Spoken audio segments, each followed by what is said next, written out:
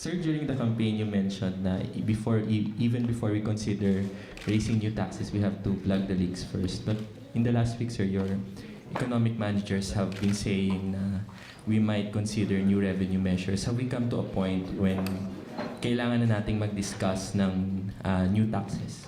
Well, dinidiscuss natin, for instance, yung fiscal rationalization plan. No?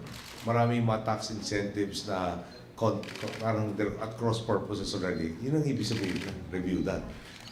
There is a theory that in terms of for instance, the BIR, their collections, we will have a J curve, no? And we're starting to become confident. Di ba J curve, pababa muna yung collections.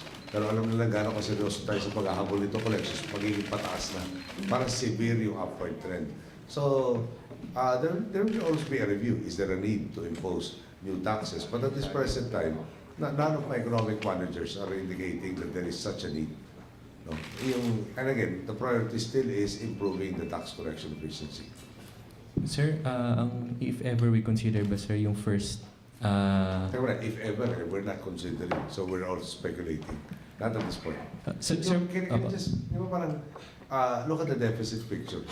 112 for the first quarter, and I think the actual figure was just 27.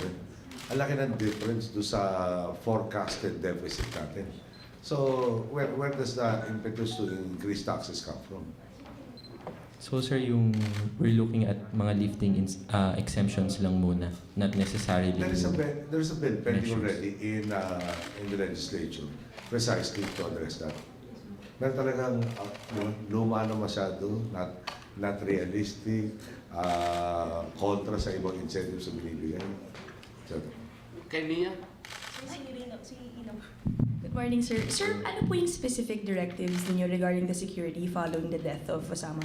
Yesterday afternoon, I came up with a memo directing the NSA, NICA, the Chief of Staff of the AFP, the Director General, the PNP, the NBI Director, the Chief Secretary of National Defense, Secretary of Interior and Local Government, and the Secretary of Justice to convene and assess the threats that might arise out of the death of Osama bin Laden.